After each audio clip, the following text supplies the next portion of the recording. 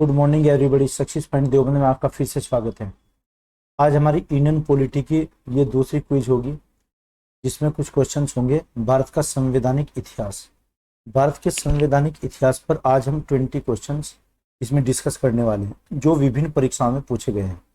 तो स्टार्ट करते हैं। क्वेश्चन नंबर फर्स्ट आपके स्क्रीन पर पहला क्वेश्चन है, निम्नलिखित में से किस अधिवेशन ने केंद्र में द्वैध शासन प्रणाली को स्थापित किया? द्वैध का मतलब जैसे बाई कैमरल होती है, जैसे एक लोकसभा राज्यसभा होती है, इस टाइप से जो द्विसदनात्मक व्यवस्था। तो पहले ऑप्शन देख लेते हैं।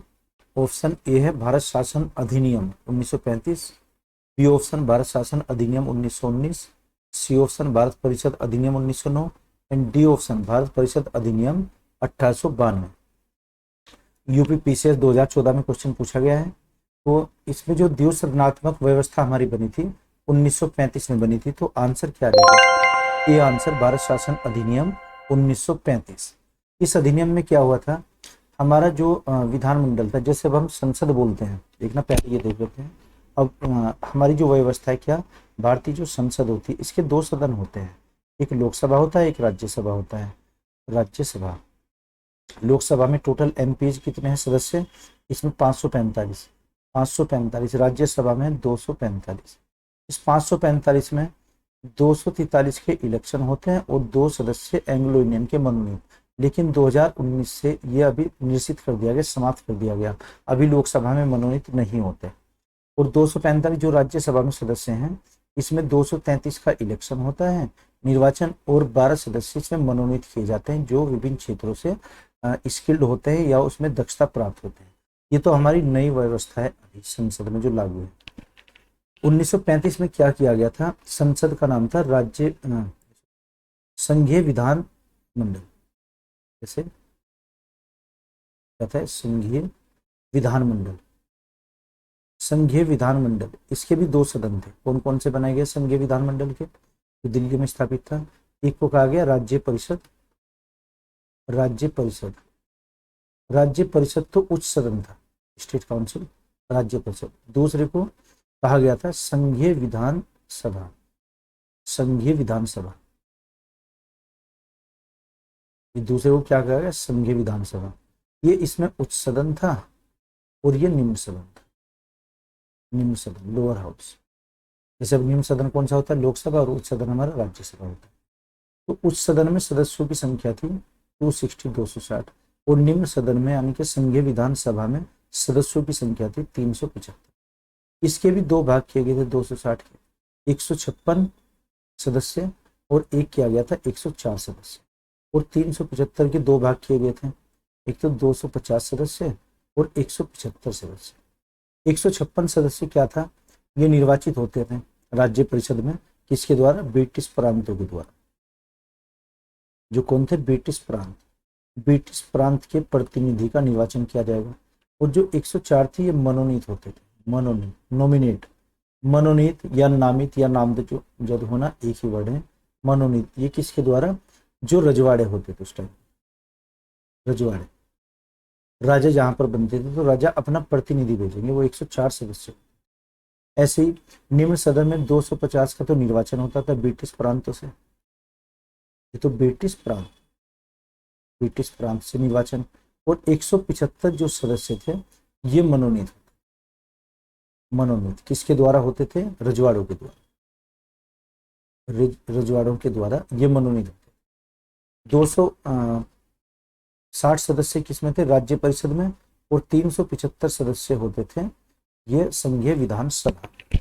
तो ये किसके तहत किया गया था? 1935 के अधिनियम के।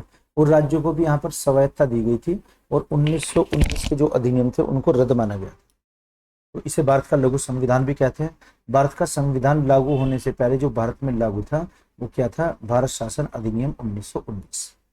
नेक्स्ट आगे बढ़ते हैं क्वेश्चन पर, आप ये नोट करते रहिए साथ साथ। क्वेश्चन नंबर 2 दूसरा, संघीय प्रणाली का पहला प्रयास भारत शासन अधिनियम द्वारा कब किया गया था? तो पहला प्रयास ये कब था? पहला प्रयास ये 1935 में किया गया था, 1935 के अधिनियम के द्वारा। इसमें देखते हैं ऑप्शन क्या दिए गए हैं। ऑप्शन दिए गए हैं, पहला option 1909, B option 1919, C option 1935 and D option इनमें से कोई नहीं। तो जो भारत का पहला सरकार अधिनियम था जिसमें 2 सदन बनाए गए थे, अभी जो हमने डिस्कस किया था, तो ये 1935 क्वेश्चन ये भी एसएससी 2011 में आया। तीनों क्वेश्चन ऐसे संविधान के बहुत ही रिपीट होते हैं परीक्षाओं में, तो आप ये नोट करते रहिए साथ साथ और इसका रिवीजन करते रहिए। नेक्स्ट क्वेश्चन देखते हैं, क्वेश्चन नंबर 3 क्वेश्चन है, किस अधिनियम की प्रमुख विशेषता प्रांतीय स्वायत्ता थी? जो राज्यों को स्वायत्ता दी गई थी, ऑटोनोमस पावर दी गई थी, एसएससी 2008 में क्वेश्चन पूछा गया है। ऑप्शन देखते हैं 1935, B option 1919, C option 1904 and D option हो जाएगा आपका 1858। तो प्रांतीय स्वायत्ता किसके द्वारा दी गई थी? 1935 के अधिनियम के द्वारा, यानी कि जो राज्य थे, राज्य को ऑटोनोमस पावर, राज्य भी अपनी जो उनको विषय मिले हुए थे उन पर कानून बनाने का या विधि बनाने का अधिकार रखते हैं। विधि अधिकार, इनको विधिक अधिकार दिए गए थे राज्यों को, इसको ऑटोनोमस बोलते हैं, स्वायत्त। नेक्स्ट देखते हैं क्वेश्चन नंबर 4। चौथा क्वेश्चन है, भारत में सचिव का पद किसके द्वारा निर्मित किया गया था? भारत सचिव, एक भारत सचिव होता था, इसका जो दफ्तर था, ऑफिस, ये लंदन में होता था। भारत सचिव का जो पद था लंदन में स्थापित था। और क्वेश्चन देखना, बिहार पीसीएस में पूछा गया 2011 में क्वेश्चन बहुत ही इंपॉर्टेंट है, अनेक परीक्षाओं में और भी पूछे गए हैं, तो एडिटिंग की वजह से अभी वो सब वर्ष नहीं लिखे गए। तो ऑप्शन है मार्ले मिंटो सुधार 1909, बी ऑप्शन है भारत सरकार अधिनियम 1858, सी ऑप्शन है भारत परिषद अधिनियम 1961 and D option Montagu Chelmsford सुधार 1919। तो भारत सचिव का पद ये कब स्थापित किया गया? जब 1857 का विद्रोह का दमन कर दिया गया, यानी कि 1858 में एक महारानी विक्टोरिया का घोषणा पत्र पढ़ा गया था इलाहाबाद के मिंटो पार्क। तो इस हिसाब से आंसर इसका क्या आ जाएगा? बी आंसर, भारत सरकार अधिनियम 1858, ये आंसर इसका होगा। इसमें भारत सचिव का पद सृजित किया गया था। भारत सचिव क्या करता था? वो नियंत्रित करता था, और जो भी ईस्ट इंडिया कंपनी के अंतर्गत थे उन सबका चार्ज अपने पास ले लिया। क्राउन के अकॉर्डिंग अब भारत का शासन चला जाएगा, उसके लिए एक पदाधिकारी भारत सचिव बना गया था, इंडियन सेक्रेटरी। नेक्स्ट क्वेश्चन देखते हैं, क्वेश्चन नंबर 5। किस भारत सरकार अधिनियम के तहत पहली बार विधायिका में कुछ निर्वाचित सदस्य प्रतिनिधि की मंजूरी दी गई? एसएससी 2017 में क्वेश्चन पूछा गया है, तो फिर से रिपीट होने की संभावना है। यह आंसर है भारत सरकार अधिनियम 1858, बी ऑप्शन दिया गया भारत सरकार अधिनियम 1909 एंड सी ऑप्शन भारत शासन या सरकार अधिनियम 1919 एंड डी ऑप्शन है भारत सरकार अधिनियम 1935। तो ये किसके अंतर्गत दिया गया था? 1909 के अंतर्गत भारत शासन अधिनियम। और ये किसके सुधार कहलाते हैं? मार्ले मिंटो सुधार। ये किसके अंतर्गत? मार्ले मिंटो सुधार के नाम से भी जाना जाता है। मार्ले मिंटो सुधार 1909 के अंतर्गत। ये क्या था? मार्ले उस टाइम पर क्या हुआ करते थे? भारत सचिव। ये तो भारत सचिव के पद पर थे, भारत सचिव। और जो मिंटो थे वो यहाँ के गवर्नर जनरल, या तो गवर्नर जनरल कहेंगे, गवर्नर जनरल, या फिर वायसराय। ये वायसराय गवर्नर जनरल के पद पर थे, दोनों पद एक ही थे। जब महारानी के प्रतिनिधि के रूप में कार्य करते तो वायसराय कहलाते थे, और जो यहाँ के रूल रेगुलेशन लिखे हुए थे, एक्ट के अकॉर्डिंग कार्य करते थे, तो वही व्यक्ति गवर्नर जनरल कहलाते। तो मार्ले मिंटो ये 2 व्यक्ति थे, इनके नाम पर एक सुधार किया गया था, मार्ले मिंटो सुधार या मार्ले मिंटो रिफॉर्म 1909। इसमें यह व्यवस्था की गई थी कि अब विधायकों में कुछ सदस्य निर्वाचित भी किए जाएंगे। नेक्स्ट क्वेश्चन देखते हैं, क्वेश्चन नंबर 6। क्या क्वेश्चन है? छठा, भारत शासन अधिनियम 1935 के द्वारा स्थापित संघ में अवशिष्ट शक्तियां किसे दी गई थी? अवशिष्ट, रेजिडुअरी पावर्स, अवशिष्ट शक्तियां। यूपीएससी में क्वेश्चन 2018 में, आईएएस में क्वेश्चन पूछा गया। देखना कितना इंपॉर्टेंट क्वेश्चन है कि अवशिष्ट शक्तियां किस में थी। नंबर ए संघीय विधानमंडल को, बी ऑप्शन गवर्नर जनरल को एंड सी ऑप्शन प्रांतीय विधानमंडल को, डी ऑप्शन था प्रांतीय राज्यपालों। तो जो अवशिष्ट शक्तियां दी गई थी ये गवर्नर जनरल के पास थी। गवर्नर जनरल को ही बाद में 1858 के बाद में क्या कहा जाने लगा था? इसी को वायसराय। इसके 2 पद थे, वायसराय या तो वायसराय या गवर्नर जनरल कहते थे। जब ये ब्रिटेन की महारानी के निर्देशानुसार कार्य करते थे, अब क्या कहलाते? वायसराय। और जब यहाँ के विधि विधान के अकॉर्डिंग या एक्ट के अकॉर्डिंग ये कार्य करते थे, उस टाइम पर ये गवर्नर जनरल थे। नेक्स्ट देखना क्वेश्चन नंबर 7। 7वां क्वेश्चन है, किस अधिनियम को मॉन्टेग्यू चेम्सफोर्ड सुधार के नाम से जाना जाता है? मॉन्टेग्यू चेम्सफोर्ड एसएससी 2019 में क्वेश्चन पूछा गया है। तो मॉन्टेग्यू चेम्सफोर्ड 1919 में हुआ था और पार्लियामेंट्री सुधार 1909 में हुआ था। ऑप्शन देख लेते हैं। भारत स्वतंत्रता अधिनियम 1947। बी ऑप्शन है भारत शासन अधिनियम 1919। C option Pitt's India Act 1784 1784 and D option है चार्टर एक्ट 1833। तो मॉन्टेग्यू चेम्सफोर्ड सुधार कब हुए थे? 1919। ये आंसर क्या आ जाएगा इसका? B answer 1919। मॉन्टेग्यू मॉन्टेग्यू और चेम्सफोर्ड ये क्या थे इसमें? जो चेम्सफोर्ड थे ये तो गवर्नर जनरल या फिर वायसराय, ये तो वायसराय के पद पर थे। और जो मॉन्टेग्यू थे ये भारत सचिव के पद पर थे। भारत सचिव का ऑफिस कहाँ होता था? लंदन में। तो मॉन्टेग्यू चेम्सफोर्ड सुधार 1919 में हुआ था। 1919। नेक्स्ट देखते हैं क्वेश्चन नंबर 8। 8वां क्वेश्चन है, 1922 में निम्नलिखित में से किसके द्वारा यह उद्गार व्यक्त किया गया कि भारतीय संविधान भारतीयों की इच्छा अनुसार होना चाहिए? व्याख्या करें। इतना अच्छा क्वेश्चन है, ये किसी परीक्षा में है, तो हालांकि इसका वर्ष नहीं लिखा गया पीछे। देखते हैं। पहला option Mahatma Gandhi ji, B option Motilal Nehru, C option Gopal Krishna Gokhale and D option था बाल गंगाधर तिलक। तो ये असहयोग आंदोलन के दौरान, असहयोग आंदोलन कब चला था? 1920 से 22। गांधी जी ने कहा था कि भारतीय संविधान भारतीयों की इच्छा अनुसार ही होना चाहिए, इसलिए ऑप्शन क्या रहेगा? ऑप्शन इज ये कब किया गया था? 1920 से और 1922 तक एक आंदोलन चला, नॉन कोऑपरेशन मूवमेंट, असहयोग आंदोलन।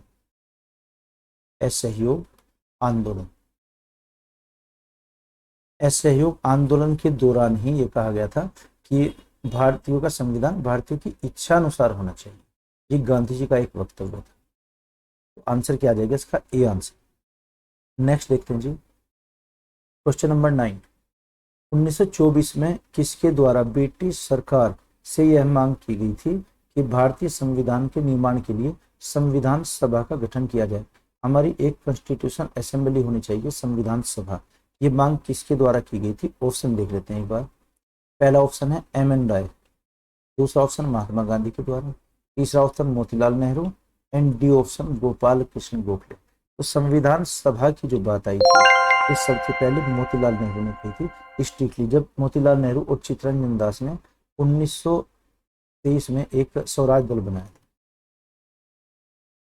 स्वराज दल कहाँ बना था? इलाहाबाद में बना था उस टाइम पर। इसका नाम है पर्यावरण, इलाहाबाद में स्थापित किया था स्वराज दल। इसके दो सदस्य कौन थे प्रमुख? एक तो मोतीलाल नेहरू और एक चित्तरंजन दास।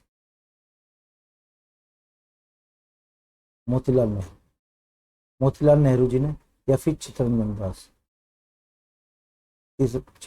दास, इन्होंने एक स्वराज दल बनाया था। तो स्वराज दल के जो हेड थे मोतीलाल नेहरू, इन्होंने सबसे पहले मांग की थी इनके दबाव देकर। ये 1923 में बनाया गया था इलाहाबाद में। तो इसका आंसर क्या आ जाएगा कि संविधान सभा का गठन की मांग जोर देकर किसने मांग की? मोतीलाल नेहरू। नेक्स्ट क्वेश्चन देखते हैं, क्वेश्चन नंबर 10। संविधान सभा के विचार का औपचारिक रूप से प्रतिपादन किसके द्वारा किया गया? औपचारिक रूप से। ऑप्शन देखते हैं Motilal Nehru, B option Jawaharlal Nehru, C option M N. Roy and D option Mahatma Gandhi. ये टाइप गलत है, महात्मा गांधी। तो किसके द्वारा ये की गई थी? ये एम.एन. राय के द्वारा। एम.एन. राय ने औपचारिक रूप से प्रतिपादन किया था, संविधान सभा के विचार का हुआ था।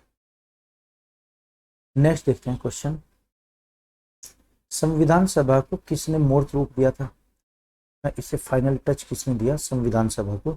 जब कॉन्स्टिट्यूशन असेंबली बनी थी 1946 में इसका गठन हुआ था। तो ए ऑप्शन है Mahatma Gandhi, B option Motilal Nehru, C option M N. Roy and D option Jawaharlal Nehru. तो मूर्त रूप किसने दिया? जवाहरलाल नेहरू। तो answer is D, Jawaharlal Nehru इसका आंसर आ जाएगा। इस संविधान सभा को मूर्त रूप किसने दिया था? पंडित जवाहरलाल नेहरू ने। और मांग किसने की थी दबाव देकर? ये मोतीलाल नेहरू। और 1920 से 22 तक जो गांधी जी का एक असहयोग आंदोलन चला है। ओके, नेक्स्ट देखते हैं क्वेश्चन नंबर 12। क्या क्वेश्चन नंबर 12?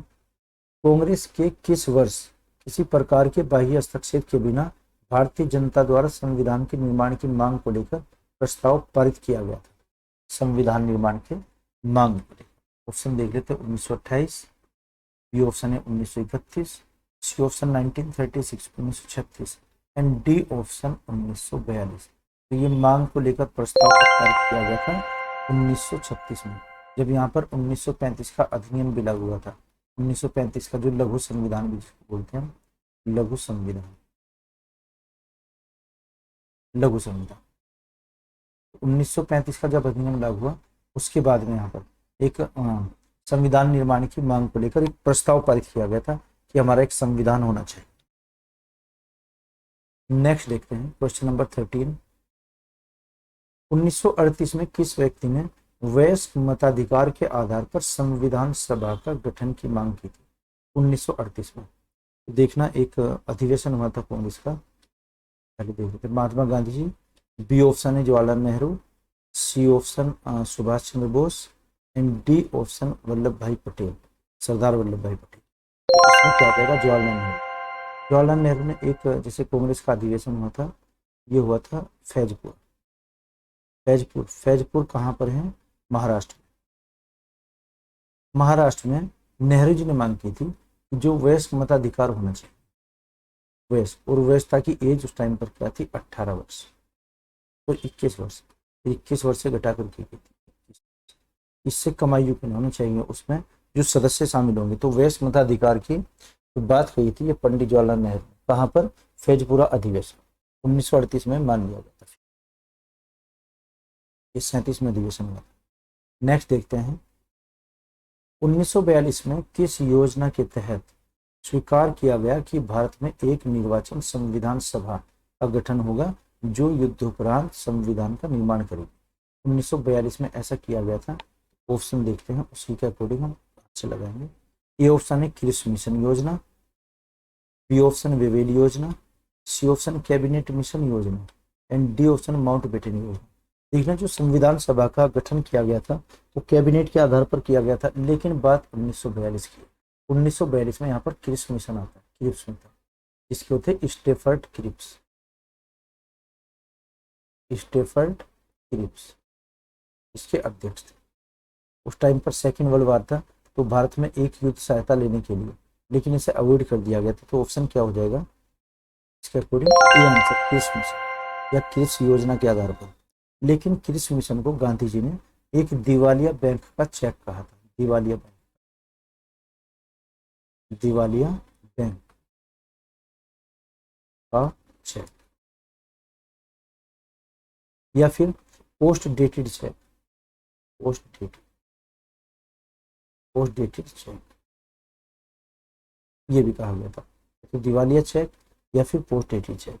और इसी के बारे में क्रिप्स मिशन के कहा गया है कि इसके प्रस्ताव की शर्तें कुछ ऐसी हैं, जैसे एक कीमती दरवाजे में जंग लगी कील गाड़ दे। कीमती दरवाजा उसमें जो कीले होंगे वो जंग लगी हुई रस्टी। तो ये योजना सफल नहीं थी, इसका हमने अवॉइड कर दिया था। इसके बाद फिर भारत छोड़ो आंदोलन की हमने शुरुआत की थी 1942 में, इसे अगस्त क्रांति भी कहते हैं। नेक्स्ट देखते हैं क्वेश्चन नंबर 15। क्या है 15 क्वेश्चन? संविधान सभा के गठन की मांग सर्वप्रथम 1895 में किसके द्वारा की गई थी? तो यहाँ ऑप्शन देखते हैं, महात्मा गांधी के द्वारा, बी ऑप्शन जवाहरलाल नेहरू के द्वारा, सी ऑप्शन भीमराव अंबेडकर जी के द्वारा एंड डी ऑप्शन बाल गंगाधर तिलक। तो 1895 में जो तिलक जी थे वो अपनी चरम सीमा पर थे। इन्होंने एक अखबार लिखा था केसरी और मराठा। तो इसके हिसाब से आंसर क्या होगा? डी आंसर बाल गंगाधर तिलक। सन 1895 में मांग की थी। इन्होंने पत्र लिखे थे। तो तिलक जी ने क्या थे उनके पत्र?